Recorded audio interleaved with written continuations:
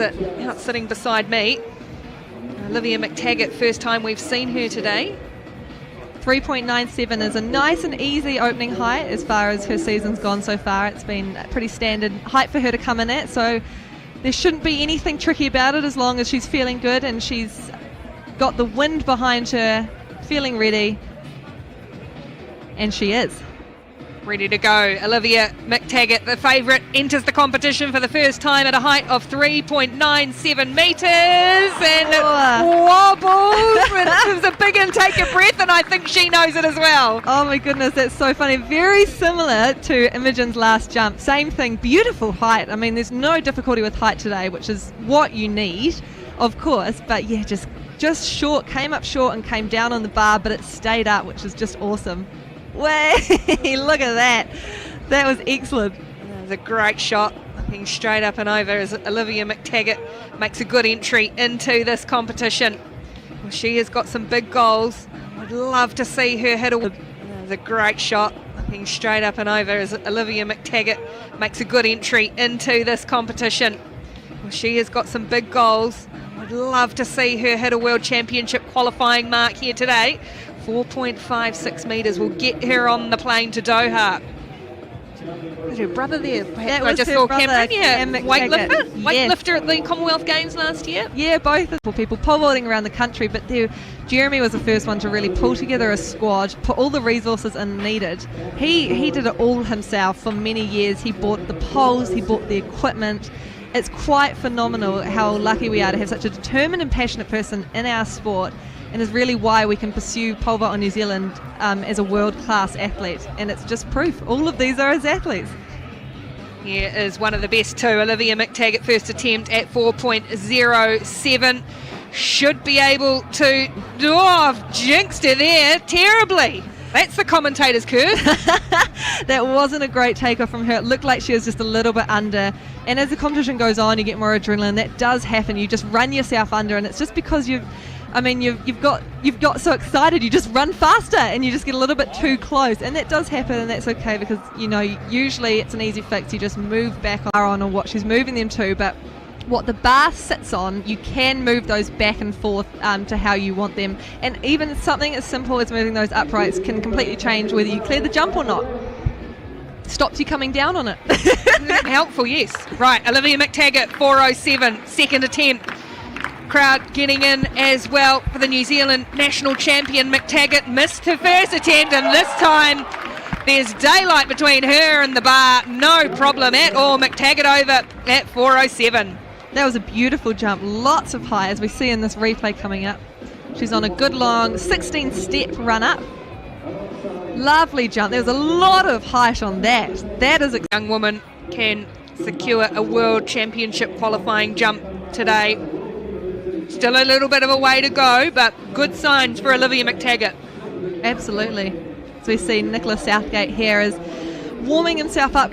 You have to be very precise, and I'm speaking between, you don't want to vary much than 10 centimetres. So it's not an easy feat as Olivia is standing there. She's 16 steps today, which will probably be around 30 metres, even a bit further back than 30 metres on the runway. So you need to be consistent. Really, really fine margins in this sport as Olivia McTaggart makes her first attempt at 4.17 metres. Nice jump. Great jump. Good form from Olivia McTaggart. She's looking really great today. That was a beautiful jump. Very easy, as we would hope at these heights, so it's great to see she's having a good day today.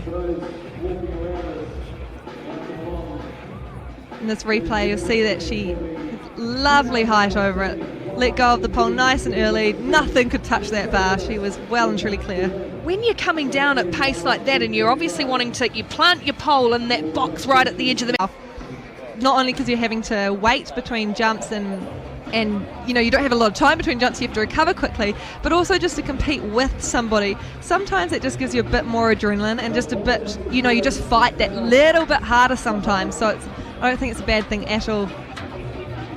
Olivia McTaggart ready for her first attempt at 4.27 metres, strides down the makeshift runway and runs through, loses the pole in the process.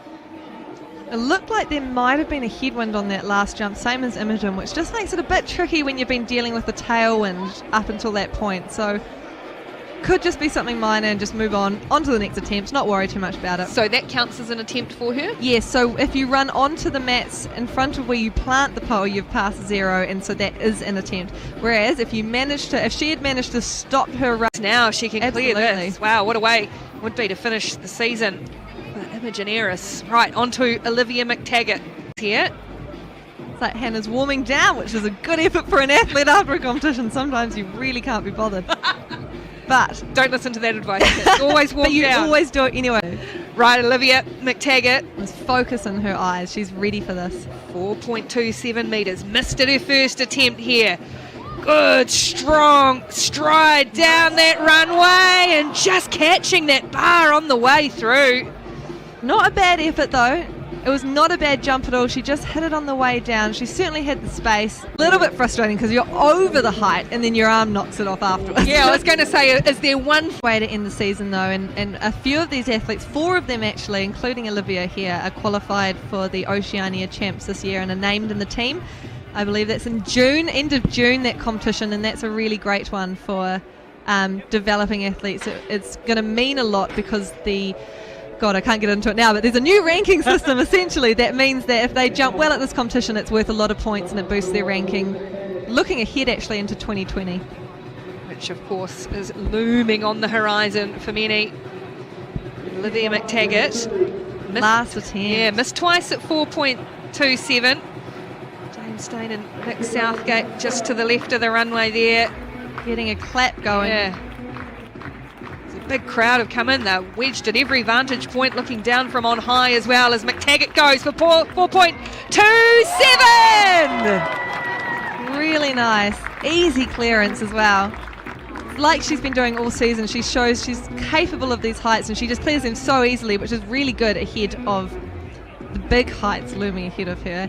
And now that she is the only one left in the competition, she will be choosing which height to go to next. So what would the philosophy be to choose if you're choosing your height? Where does she go from here? Well, it can go one of two, which is a bit shaky. You need to be in control of everything you're doing, and she'll be ready. She'll be so in the thick of the competition right now. She'll be feeling really ready to go and just confident that she's got this.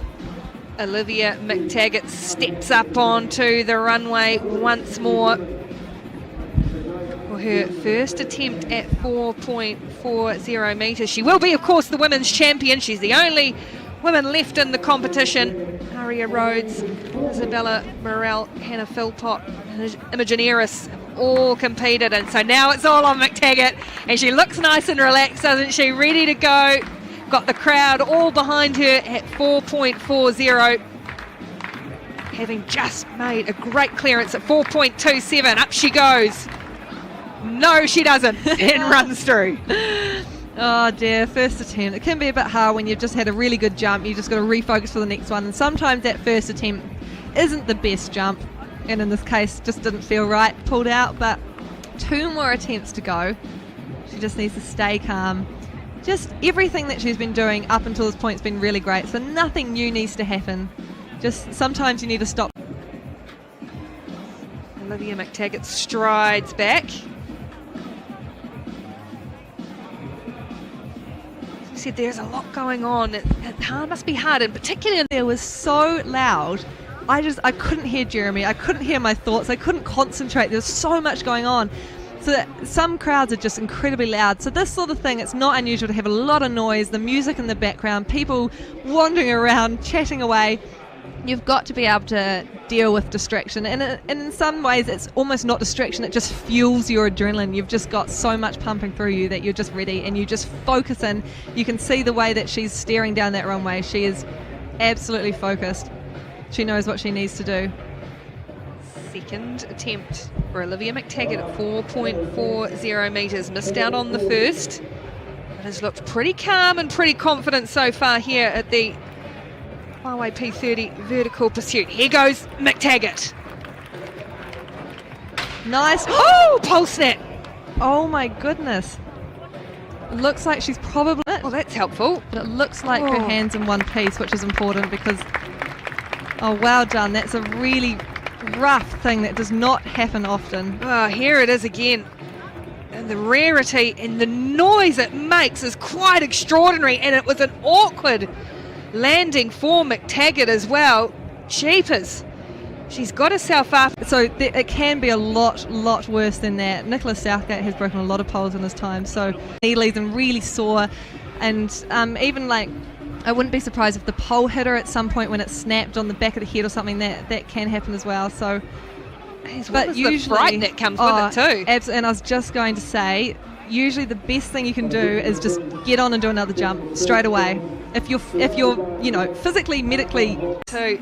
And people do get little injuries from that sort of thing. I mean, it does happen, but she's snapped a pole before. She knows what she's doing. The best thing for her to do is get into the air again, and that should really help her just move on, because it's not a common thing. The pole, for that to happen, usually needs to be damaged, which obviously you tend to catch that before you try and jump on them. What does it mean for the competition, though? Is this her third attempt, or do you get another attempt when your pole snaps? Now I'm putting you under a pressure, the officials and the rules. Okay, so I'm going to say that this is possibly a third attempt. Sometimes officials, they're there to help you. Yeah. So it depends how they want to judge it. But she landed on the mat. She's looking quite sore there. Of course, it starts to get a bit cold and seize up and things like that too.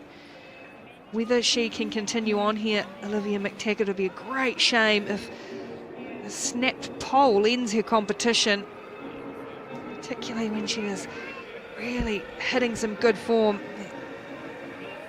A lot of tension around in the faces of the crowd who've come here to watch too, and I guess it's the rarity of being able to compete at home. It's the rarity of a pole snap as well. I mean, it's a bit of a shock for everybody, because it happens, but it doesn't.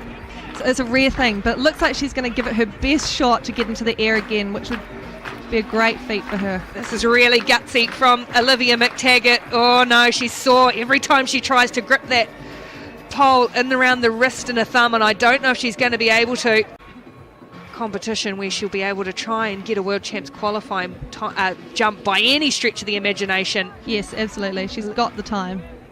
Oh, she's determined though, isn't she? She is absolutely determined that she's going to get up and have another go. You can just see the official there to the right with the stopwatch. So because she is the last woman in the competition, she does have a bit more time between vaults. And here she goes again, wants to do this. See if it's mind over matter a little bit, if the body is going to allow. Olivia McTaggart, here she goes at 4:40. The pole snapped last time. She's injured and she's just a bit uncertain, and I think you can probably understand why. Oh, she's just asking if that is her third attempt, and it looks like she got a nod of yeah. Maybe it wasn't. Like. We'll just try and get clarification. The way she's walking back, though, I imagine she's got one more attempt, which is not the overarching official, and he can decide if she deserves another attempt. So they might have, gone ahead and done that, which is pretty fair. A little bit of home ground advantage, perhaps, but fair enough. Good. And so to get down the runway one more time, so she's, to get the legs ticking over again, that's a good start. So the third attempt should just be that little bit easier to get down that runway, get herself an area record, that sort of thing. But 5 minutes is a lot of time, though. It doesn't necessarily sound like it, but it is a lot of time to get yourself ready when you're the only one left. Certainly doesn't look like she'll take all of that 5 minutes allowed to her, Olivia McTaggart. So put that on the first and then took to the third attempt to get a really good clearance. Nicely done at 4.27. And now 4:40 has proved a challenge. The snapped pole on her second attempt. That made quite the loud noise, bang, around Federal Street and echoing around the street, because we are quite enclosed here. And so now she'll have another go, one more. 4.40, doesn't appear to be looking at the thumb and wrist quite as much now. No, she's a gutsy person. She will not give up, knowing Olivia McTaggart. She will be doing her best to finish this competition one way or another. Even just getting in the air is a great achievement after this. But she's determined. You can see that in her eyes. There's a steely look in the eyes of McTaggart. Here she goes again at 4:40. Guts and grit and determination. Nice. McTaggart at 4:40. Oh, just pulled out just a little bit short. But it's been an incredible effort from this young woman, the New Zealand champion. That was great to see her get in the air and start a rock back. I mean, a rock back being when you swing yourself around and upside down. That was a really great effort because that's so important after a snap. It just makes it a lot easier for yourself next time round. So even though she didn't clear it, getting back in the air was a great achievement, and unfortunately not the way she probably would have wanted for this competition to go. But considering the circumstances, she didn't do a bad effort. And she is, of course, the winner of the women's competition. Absolutely, Huawei she is. P30 vertical pursuit with a clearance of 4.27. Olivia McTaggart will take out the women's competition from Imogen Arison. Gee, there's been plenty of action, that's for sure. Gosh, a lot of shock around the place as well when that pole snapped, but she showed real guts and heart to have another crack. And it's been an excellent season for Olivia McTaggart, an athlete of fabulous promise, and we cannot wait to watch her over the next few months in an attempt to get to that World Championship qualifying standard. And even that, looking ahead.